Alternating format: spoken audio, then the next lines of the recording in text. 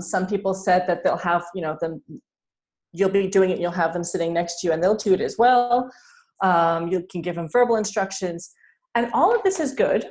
But if I were using this example as a test of your cultural intelligence, I would say that you've all failed miserably. Now, why is that? Why did you just fail this test that seemed so easy and so obvious? Well, think of it. I told you that you are talking to someone you have never met before in your life, right? If you've never met them before, do you know if they even know how to tie shoelaces or not? No. Do you know if they speak your language? So if you were explaining to them, could they actually understand you? Nope. Do you know if they have some sort of handicap or disability that they can't see or they can't use or they can't hear? You don't know that either. So what did you do? You assumed, right? You made assumptions about the person in front of you. Maybe this person comes from a civilization that is so advanced they don't even need shoes, right? You have no idea because you don't know the person. You know nothing about them. You don't know what their starting point is. What you did instead was you filled in the blanks of knowledge coming from your past experience, right? And you decided something about someone else based on that. So someone with a higher level of cultural intelligence, and please, that doesn't mean that you have no cultural intelligence. You're just learning this right now. So someone who has some experience with cultural intelligence would start off by asking questions, right? Asking questions and starting not from 0, but from -5. They would start off by explaining what shoes are, what shoelaces are, what it means to tie, right? Because they would not assume that the other person has any of this previous knowledge. They would also not assume that they don't. But you want to start at a lower level just in case, because you have no idea. So this is a little test I use all the time for cultural intelligence because it's something so basic and so simple, and people always go, shit, I didn't think of that, right? Because so much of our reactions are automatic that we don't stop to think of these things. Now, I'm going to show you a quick video of one of my favorite people, Donald Rumsfeld. Let's see if this works. There are reports that there is no evidence of a direct link between Baghdad and some of these terrorist organizations. There are known knowns. There are things we know we know. I think we don't hear it quite well. If you can raise the volume a bit. Okay. Maybe from the beginning. Like, yeah, I'll do it from the beginning. Very low. It was screaming in my ears. I also realized I did not introduce the video and I didn't tell you what you should be expecting from watching the video. So that was bad on me. That was a fuck up. So this is a video that gives you some more indication of what cultural intelligence is. You only have to listen. We're not going to watch the whole video. It's very short anyway. And I'll ask a couple questions afterwards just to make sure from the comprehension. All right? There are reports that there is no evidence of a direct link between Baghdad and some of these terrorist organizations. There are known knowns. There are things we know we know. We also know there are known unknowns. That is to say, we know there's some things we do not know. But there are also unknown unknowns. The ones we don't know, we don't know. Excuse me, but is this... What? Known knowns, known unknowns, unknown, what the fuck is he talking about? What does that mean for you? What do you think he's saying?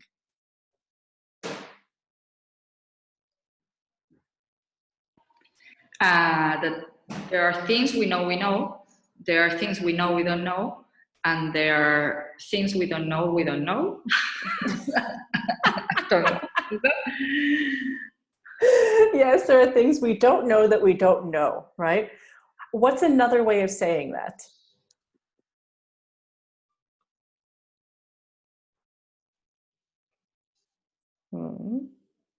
There's an expression in English, and I'm sure you have an expression in other languages for this as well, but when you're driving, there's a spot behind you that you can never see, right? What is that called? Blind spot.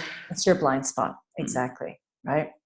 So cultural intelligence tries to make you a little bit more aware of your blind spots. So this yellow part, well, no, let's not start with the yellow. Let's start with the light blue. The light blue part is what you know, right? What you know that you know. So for example, I know English. I know that I know Spanish, and I know that I know Farsi. Hold on. You see the presentation? Don't worry, you'll see the Rumsfeld video when I share the PowerPoint afterwards. The important part of the video was simply to understand this graph, basically. So very small percentage of what's in our heads we're actually aware of, right? Things that we're 100% certain of. I know that I should drink water. I know that I have no fucking idea how to dance salsa. I know that I like chocolate a lot. I know that I know cultural intelligence. I know that I don't know anything about chemistry. The next part, what you know you don't know. So the chemistry bit goes into that. I know I don't know chemistry. I know I don't know Mandarin. I know that I don't know how to drive a car. I know that's kind of pathetic at my age. I know that I don't know how to swim. Also pathetic at my age, I'm aware. So I'm aware of what I am unaware of, right? To some extent. But that yellow part is fucking massive. That's all your unconscious. That's everything that you are completely and totally unaware of. What percentage of your daily processes, thinking, and actions do you think is unconscious? What percentage do you think that is? I would say like 80 or something, like breathing and walking and all this stuff. Even higher. Yeah. 95%.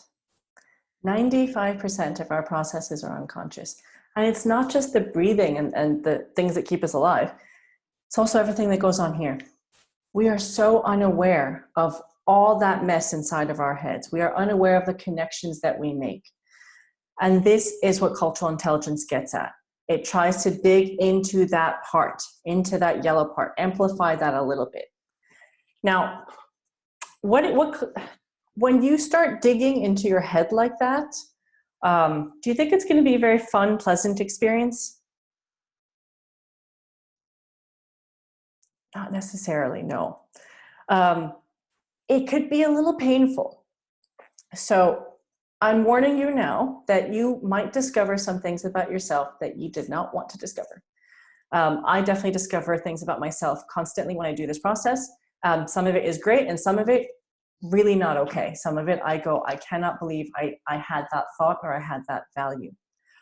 But because it's not always a pleasant conversation to have, and this course, as fun as it could be, is not always the easiest thing because you're exploring things that are in your unconscious, you are going to resist it.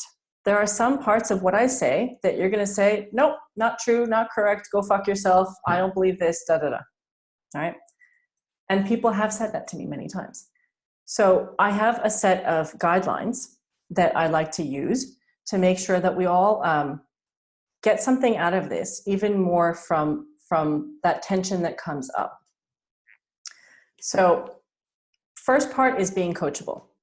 Now, we don't have time to completely unpack that, so I'm just going to explain quickly. Being coachable means being open. Just being open. Accept that you're not perfect. Accept that your ideas are not the only ideas that exist. Accept that there might be other ways of thinking and doing, right? Soldiers down. This is what I use to explain when we hear something that we don't like. Unconsciously, we end up lining up soldiers, little soldiers in our heads ready to fight, right? If I say something that you disagree with, your soldier has their weapon up and they're about to attack me and fight and say, I don't believe that, that's bullshit, blah, blah, blah, blah, blah, blah, blah, blah, blah. That's your soldier. So I'm asking you to tell your soldiers to put their weapons down, right? Because when your weapons are up, you're on the defensive. And when you're on the defensive, it's really difficult to be coachable. It's really difficult to allow new ideas to enter. Committing to creating and not connecting, that comes from this idea of conscious relationships, which means we don't have to agree with each other. We don't have to find points to connect with, because connecting is limited. When you meet someone, we're always unconsciously looking for ways to connect, right? We have this in common, we have that in common. Oh my God, we're going to be best friends. We're going to work amazingly together because we have so much in common. But the problem with that is we will always reach a point where the things we have in common stops, right? It's limited and it's limiting.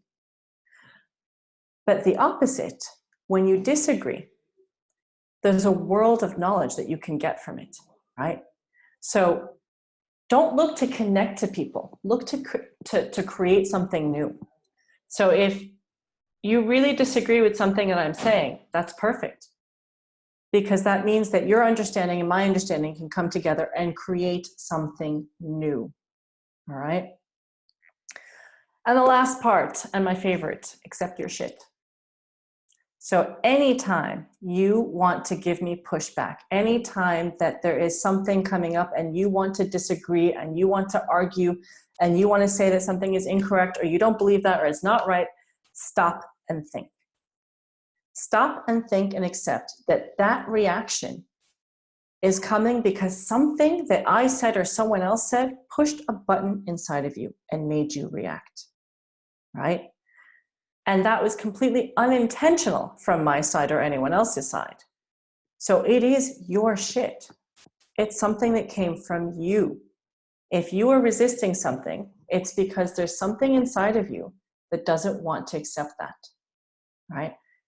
That's your problem, not mine. It sounds really harsh and it's really difficult to make people like me when I'm on a video and saying that stuff. I understand. So. Can I say something, Shiva? Yes, you may. On top of we like you. Related to commit to creating, not connecting. Someone told me something once that I want to say because it's really stuck with me, which is every minute you're talking, you're not learning anything new. I'm doing the contrary right now, but it really stuck because it's so true. Like, anyway, so I think it's very related to what you said. It is, exactly. And to be honest, this is why it's a little challenging for me, webinars, because it's like verbal vomiting. I'm just talking and talking and talking. But I hope that you actually get something from it, from that active listening. Thank you for that. Oh, okay, so going back to our cultural intelligence little test that we did. There was a word that I was using a few times, saying that you were doing something and that's why you couldn't see the questions that you should have been asking. You remember some of the words that I was using?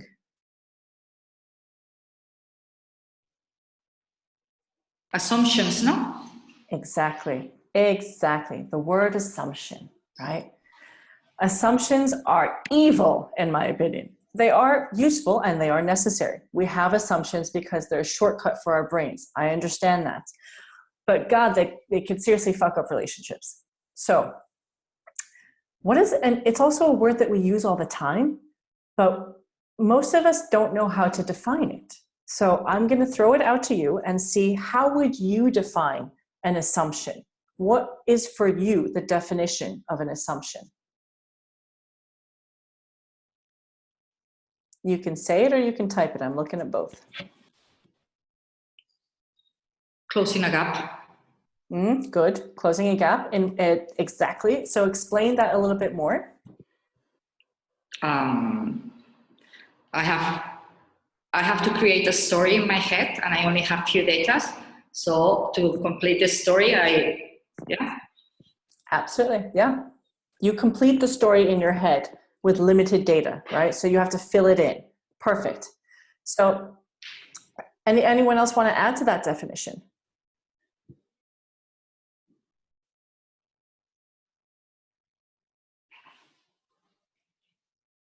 No? Okay. I leave 10 seconds inside my head when I ask a question in case anyone wants to jump in. So the official definition of an assumption is something that we believe to be true without having any evidence of it, right? And it is a story that we've created in our head. But there's a problem with this.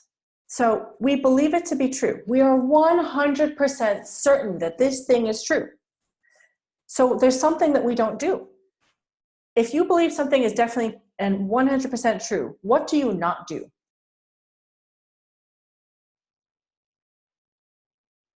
You don't challenge that and Sorry, I didn't hear. You don't challenge it. So Exactly. You don't challenge it, you don't question it, right? You think it's true, so it doesn't even enter your head to challenge or question it. And that's the danger of an assumption. Now, do you think that are our assumptions conscious or unconscious? Most of our assumptions. unconscious. Exactly. These are unconscious ideas that we have. We don't even know that we have them, right? Most of the time we don't know that we have them. And even when we do know, we think it's reality. We think it's true. So we don't bother to question it. Now, there's a second part to assumptions. Assumptions result in something called an inference. And an inference is simply a conclusion based on an assumption. Nothing more than that, right? So an assumption is something you believe to be true without having any evidence. And an inference is a conclusion based on your assumptions. Now, I have a very sophisticated image on the next page which shows this brilliantly. I know. So data enters into our minds, and by data I mean something that we experience, right? And our experiences in themselves are actually objective. They're innocent, right? They have no meaning. They only have the meaning that we put onto them. So we experience something, and that experience goes through the filters in our fucked up heads. And those are personal filters, those are cultural filters, and those filters are our assumptions. And then they come out with a conclusion, right? A very subjective conclusion. So the information that enters is objective, it goes to our subjective minds, and it comes out as a subjective conclusion.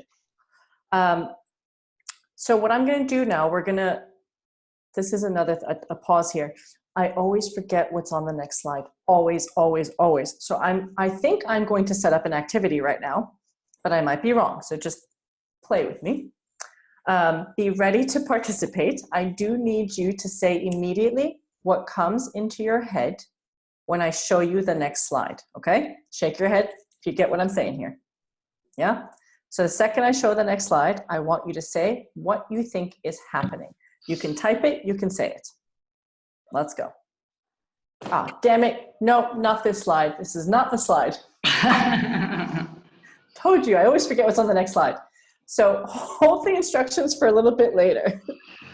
This slide is to demonstrate basic assumptions we make every day.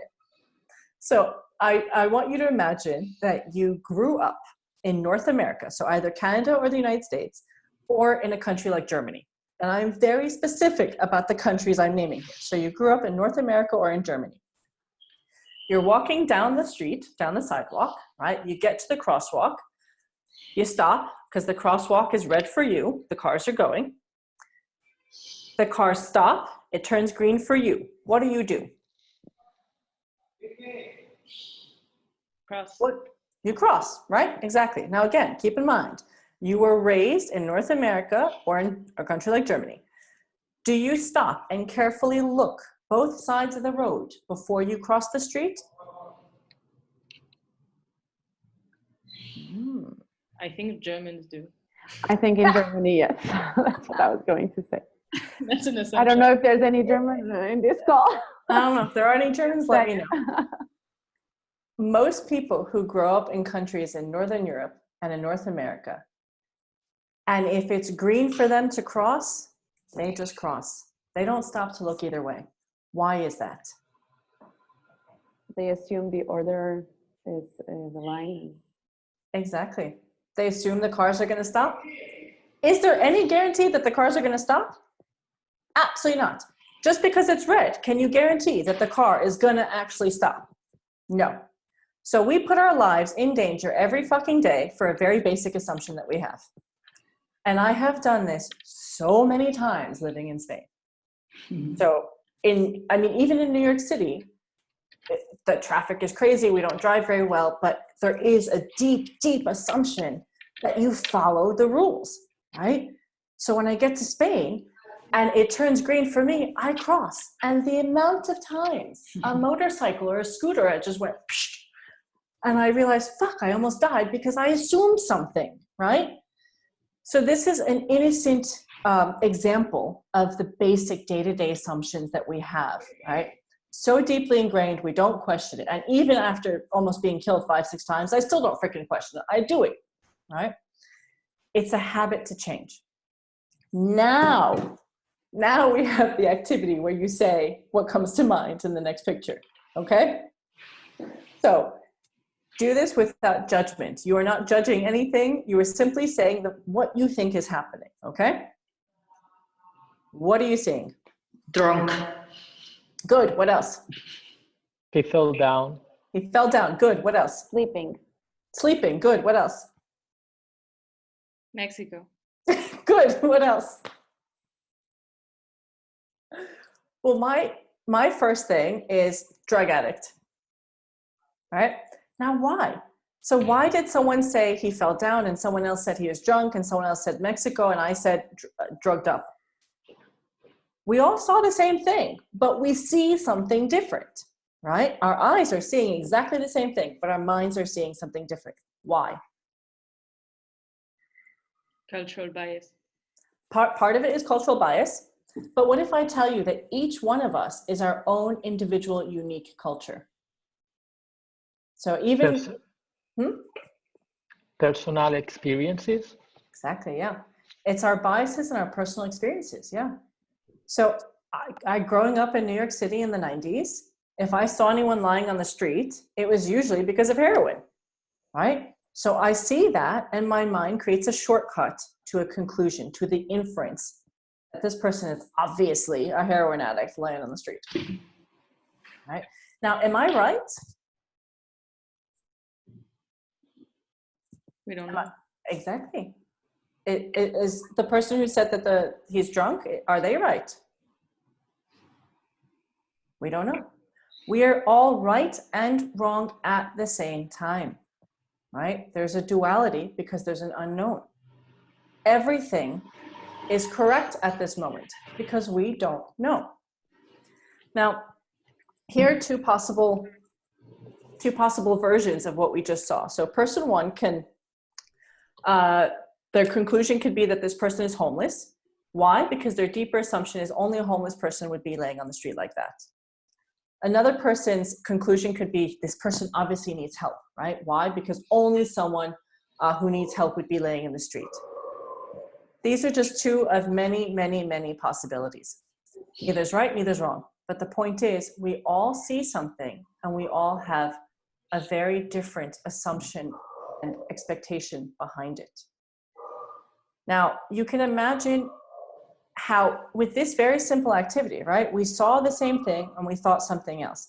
Now imagine if you add the layers of complexity that we have at work, communicating virtually, communicating by email, speaking to people in our second and third languages, speaking to people from different cultures. All of this adds layers upon layers upon layers of complexity to the communication. And it's all based on the assumptions that we have.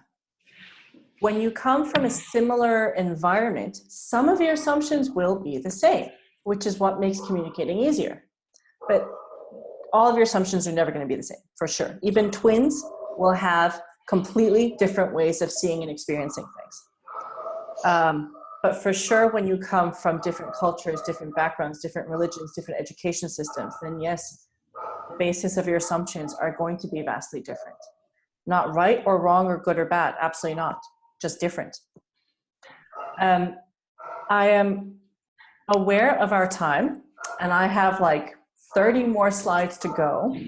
So I want to check in with you, Alex, and see, could I go maybe for 5 more minutes and then we can stop for a Q&A? Yes, I also leave it to the group also to see if we all have energy and if you feel motivated to keep going. I think we still have 15 minutes to do the hour, so it's up to you how you want to manage the time. So. Okay, and the 15 minutes includes the Q&A or the Q&A would be after? It's up to you to choose. I don't think it's a problem if we can extend for 5 or 10 minutes, and if someone has to leave, of course they can check the recording or leave their questions as well. Perfect. Because I do want to play a little bit. There's some activities for you. So another slide. So ignore the part where it says the 5 whys. I want you to imagine a scenario. So imagine that you are working for a large multinational and they have sent you to another country to work on a specific project. While you are in this country, they give you an assistant. And you've been working with your assistant not for a very long time, about 1 month, so you don't really know them very well. But you've worked intensely with them, so you have some idea of how they work. Now, you have asked your assistant to give you a certain document by 5 o'clock today. 5 o'clock comes, no document. 5:30, nothing. 6, nothing, right? And you're like, shit, where is this thing? And you need this document today because you need to review it tomorrow because you need to present it to the board on Monday. So you go to your assistant's office, you knock and you say, hey, what's up? You're supposed to have this and it's not here. What's going on? Where is it? Your assistant looks at you and starts to laugh. What is your immediate emotional response? Asshole. Excellent. Good. What else? You feel offended? Good. What else? I think I would be like, why are you laughing? Like, just good. Surprise, confusion. Good. And thank you for saying asshole, by the way. Most people are afraid to say that. So I would say about 70% of the people, when I do this example, say exactly that. I think they're a freaking asshole and I would fire them, right? Fire them. Because there's another part of this. So they laugh and you show that let's use anger. That's the easier one. So you show that you're angry and frustrated at this reaction. And the more angry you get, the more your assistant laughs. And the more your assistant laughs, the more angry you get. The more angry you get, the more they laugh. And it goes and goes and goes. And what happens? Explosion, right? That's when participants say, yeah, I would fucking fire her. Now, why? So why are we getting offended and angry and think that this person is an asshole? So tell me, why? We're assuming they owe us work and... Good. Yeah. And they do owe you work. So that part is definitely true. They owed you a document and they did not deliver on time. We assume that the laugh means that they're laughing at us. Exactly. You assume that the laugh means they're laughing at you. But why? There's even a deeper assumption that you're making, eh? That I'm laughable. That you're laughable. We're so self-centered, we always think it's about us. Absolutely. We always think it's about us. Definitely. In Spanish, there's a beautiful expression, which I love, which is montar una película, which is to create a movie inside your head, right? And you are not only the star of the movie, but you're also the director and the producer and the audience. It's all about you, right? So yes, we definitely thought it was about us, but there's something even beyond that. There's a deep, really innocent, almost sweet assumption that we are making. Laughing is bad. Exactly. Is it that laughing is bad or laughing in this situation is bad? Right? The deeper assumption is that laughter is only for funny situations. But is that true? Is that a universal law? Is that written somewhere? Can I find that in a manual? No. There is nowhere where it says that laughter is only for funny situations. Has anyone laughed at a funeral before? I definitely have. I get nervous, I laugh. I get uncomfortable, I laugh. My sister, right in the middle of my grandmother's funeral, burst out laughing. Was she being disrespectful? No. Right? It really was just her way of releasing a deep emotion. So that's the deeper assumption that we have. And this is what I mean by it's an innocent assumption, and it's almost a sweet assumption. It's quite innocent and sweet to believe that laughter is only for funny situations, but it's dangerous to assume that as well, because you would fire her. And for what? Because of an assumption that you had, something you believed so deeply to be true, but you had no evidence of it. Now, is it possible that she is laughing at you? Yeah, of course it's possible. Is it likely? No. Now, there was one question I kept on asking in this process, and you see it right there on the screen. What was that one question? Why? Exactly. The question why. I don't know if you're familiar with the 5 whys. It's something, yes, I'm seeing head shaking, yes. Do you want to explain what you know about the 5 whys? And this, I think, is Eugenia, who is shaking the head, yes? To get to the real reasons, you have to ask many times why. The first time it doesn't come to the head, and you just have to help the other person deep dive into the real reason or something like that. Exactly, and I liked your deep dive movement. That's exactly it. So the 5 whys, it started in manufacturing. I think it started with Toyota, and it was root cause analysis. So imagine, you know, a pen doesn't work. Why doesn't the pen work? Because the spring is faulty. Why is the spring faulty?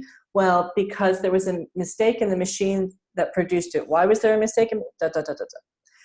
We also use this for personal development, to find those deeper beliefs and those deeper assumptions that we have. And it's a very simple process, as we saw, but as Eugenia said, you can't accept the first answer either. You have to ask, well, why did I get angry? Because she was laughing. Well, why is laughing so bad? Well, because she's making fun of me. Why do you think she's making fun of me? Because she's laughing in a serious situation. Why is laughing in a serious situation an indication of making fun of you? Is that true, right? So for me, using the 5 whys, and then whenever you get to something you think is the root, I always ask myself, can I be certain that this is true? Can I be certain that this person is laughing at me? Can I be certain that laughter is only for serious situations? 9 out of 10 times, 99% of the time, the answer is always going to be, no, I cannot be certain. Let me see. So the big lesson in there is assuming positive intent. And it connects to that first question. What did you decide was happening? We experienced something that was very objective, and it went through our subjective filter, our assumptions, and it came out with a subjective conclusion of this fucking woman is a bitch. All right? Because we decided that. It was unconscious, but it was a decision. Because we also decided to believe it without challenging it, without questioning it. So one of my biggest lessons is assuming positive intent. Because even though I know not everyone has positive intentions towards me, I also know that it is not in my favor to assume negative intent. So anytime I'm dealing with a client or I'm dealing with a student, and by student, I mean, I'm the director of a campus of a business school, and my students are 17, 18, 19 years old. So they're at that age where they will happily curse you out and attack you and blame everything on you. And their parents as well. But whenever I have those interactions that seem conflictive, that seem negative, and that trigger my emotions, I always stop and I always tell myself, assume positive intent, Shiva. Because I cannot be certain that their intentions are negative. And in fact, I think their intentions are positive. And that goes back to the story I told you in the beginning. Being a refugee at 4 years old, somehow I instinctively knew that these nuns were doing the best that they could. I was assuming positive intent. Now, at that time, it was a self-defense and protection mechanism for sure, but it is something that has served me all of my life. Having had to live and negotiate between different cultures and starting 2 or 3 businesses by myself, this idea has served me all my life in calming me down and being able to ask the right questions to see the assumptions that the other one has and to discover my own assumptions. So I'm going to stop there because we do just have 5 minutes left. There's so much more I wanted to do with you. But I should have been smart and realized that a 3-hour session is not possible in 45 minutes. And I apologize. Also, I think it's a great idea to schedule a second meeting, just saying. I'm happy to do a follow-up. Very happy to do a follow-up. Guys, I have to go now, but thank you very much. Thank you as well. Thank you for your participation and being Bye-bye. here. Bye. So I know that that's definitely not a full circle lesson, but I hope you did learn something from it. And if anything, you know, the only thing, you never make assumptions, and the only thing to assume is always assume positive intent. Can I have a question? Yes, you may. Okay, thank you for the talk. Like for me, it was completely new thing, so I really learned a lot. Can you recommend any book, any reading to introduce myself into this huge world on cultural intelligence? Yes, definitely. So on this specific deeper idea of assumptions and inferences, I honestly have not found a good enough book. I haven't found any book, to be perfectly honest, that talks specifically about this, about that unconscious level. But there is one very good book that talks about the, let's say, the hidden communication within cultures, and it does talk about, you know, the assumptions that we have going into communication. It's called The Culture Map by Erin Mayer. I will put it in the chat, and then I will also email it to Alex. Okay, just found it in Amazon, so I'm gonna copy here. Yes, please, please. It is a very easy to read book, and it's very eye-opening. Thank you. You're welcome. Other questions?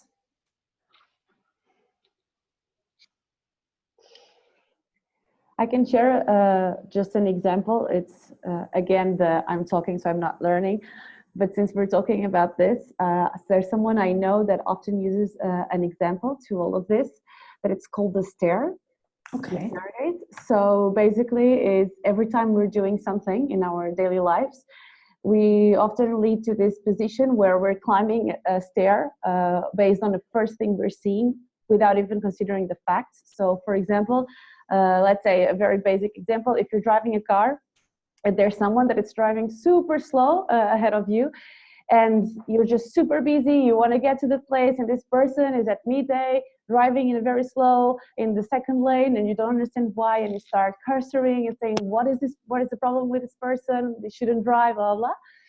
And then you somehow manage to pass this person, and you realize that this person is injured and is driving possibly to the hospital, for example. So what happened in that moment is that automatically we didn't isolate the fact, and we jumped to the, like in a lift, to the last worst assumption, which is this person has no respect for my timing, it shouldn't drive, etc. So every time I realize I'm doing this, I always have this in the back of my head. Okay, climb down the stairs, and let's go for the first step, which is, what is the fact? Yes. And the whys. I guess I do eventually the whys questions. So this is a very visual example that I start using after hearing it as well. That's a great one. It's and it's such a typical one as well. No, we get really angry with things like that when we have no idea the reality of the other person. And the ladder, the stairs that you're talking about, is that the ladder of inference? I'm not sure. So she usually uses this example. So I'm not sure the origin or the source, but it might be. So I'm putting it in the chat as well. And it is a process to prevent you from jumping to an immediate conclusion about something. So not jumping to conclusions.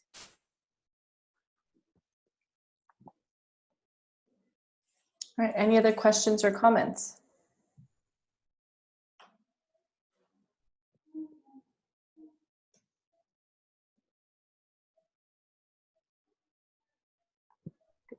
Well, Steve, if anyone doesn't have a question or a comment, I'm sure that maybe you can send us also after. As I was saying, Shiva's going to be in the community as well.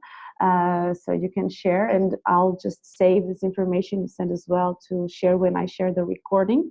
So we can all revisit also these tips. I don't know if you want to add anything, Shiva, if there's any final note or... No, just and I don't want to preach anything. It's not my place to tell you what to do or how to think. I just suggest for your own mental health to take a moment when something really frustrates you, bothers you, triggers you, especially at work, to take that moment, detach yourself for a bit, ask yourself a few whys, and think of what are you assuming, right? And start a conversation based on that. So I was assuming this and this, and maybe I was wrong. That's my final word of advice. Can I have a last question? Yes. Just came to my mind. Do you think that technology and digital communications is making this worse and worse? Or I think things like, I love WhatsApp, but I do think WhatsApp is making things worse. I think that technology could, in many ways, help. Because the more communication that we have written down, the easier it is to obviously go back and remember what we actually said. So one of the dangers of verbal communication is that we don't have a correct record. Our memories are fucked up. We forget half the things and we invent the other half. So technology helps in that sense. But when it's only typing, there is a world of misunderstanding and expectations and assumptions that are not that are completely invisible, because there's still a lot of value in body language and the voice of someone and their face as well. So there's a lot that we can understand just from that. And if we only use emails or messaging, then it really does harm communication, I think. okay, thanks. Thank you. I actually do have a question now also. Go for it. Would you say that this mindset or discipline has to do also with non-violent communication? Very good. Yeah, I see this is happening, I assume or I think this is why I propose this or that. Yes, yeah. Specifically, this part of the assumptions and the inferences does have to do, it is linked with nonviolent communication. It's allowing you to have a vocabulary to express things that most of the time we don't express, right? But you know, it's interesting that I never made that connection myself, and I feel a bit dumb right now. So thank you for that. My therapist yesterday said, you should look into nonviolent communication. I was like, I do know it, but why have I not made this connection? But yes, it is. Thank you for that. Maybe just the last one out of curiosity. What would you say it has, I mean, you've been doing this and preaching this and working on this for a long time, but what would you say it has changed the most in your own life? Oh, this is a long one. Well, it led to my eventual divorce. And that's a good thing. It's a very good thing for both my ex-husband and I. But because it by doing this process, well, one, anytime I teach something, I have to practice on myself first. So I did the 5 whys to myself, and I have been doing it for years now. And one of the deeper assumptions that I found hidden inside of me was, please, you're all going to think I'm disgusting right now, that a man is not a man unless he has a job and is bringing money in, because the man is the provider. So my ex-husband was unemployed for 4 years, and I was violently angry. I was never violent towards him, but I would beat the shit out of the bed every fucking day. And cultural intelligence forced me to put that mirror to my face and go deep inside myself and see my assumptions. And when I discovered, oh my fucking God, I'm sexist. I'm deeply sexist. And it was a hidden belief that I really did not realize was there. And it was a conflicting belief because, as Alex knows, I consider myself a feminist and I really fight for gender equity and equality. And I discovered this hidden belief of mine at the same exact time that I was launching a women's leadership organization. So the process of the 5 whys alone completely transformed my life. It made me realize this deeper belief that I had. It made me realize I don't want this belief. It opened like Pandora's box to a bunch of other beliefs that I had been unaware of. And my life completely changed course for the better because of it. I hope that answers. For sure. Thank you so much for sharing. And also, like, I think the deeper belief that you just shared also, it sparks from the culture you were raised in. And then being a feminist, it sparks from the culture that you choose to embrace. So I from my perspective and my own assumptions. Exactly. See, I like that. From my own assumptions. Now, all of you are all going to be talking in the language of assumptions from now on. And yes, it is. It was very much a cultural thing, but a lot of it came from the United States as well. It was a mix of many things. Sorry, someone left a comment, and I don't know if I can pronounce your name correctly, but thank you very much. Iliana. Iliana, thank you. Shiva, I wanted, yes, you're listening to me. So I wanted to share also Michael's comment because he left because he had to leave at the middle of the session. Okay. I'm sorry to have to leave. I look forward to the recording, but it was a great start, great impacting speaker. Excellent, good. So he didn't leave because he was offended by my cursing. I mean, Shiva, I really want to thank you. You're super, super generous. And I'm not just saying this because of doing this webinar, putting yourself so vulnerable so that you know that you are able to touch people and that speaks to people. So that's an exercise that it's of an extreme generosity. So thank you so much. I wanted to read out loud this comment that Ilariana left, but you already read it. But I'm sure that this was a very meaningful session for the people who were able to be here. I cannot thank you enough for this.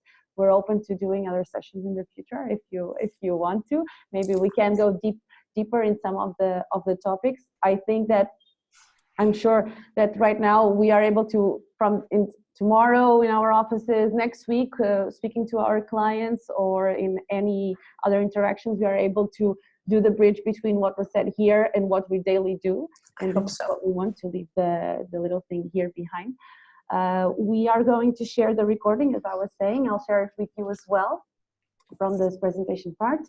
And really, if anyone has any questions, I know that it's Guillermo here right now, but I want to leave it here in case someone sees after. If anyone has any questions, do let me know.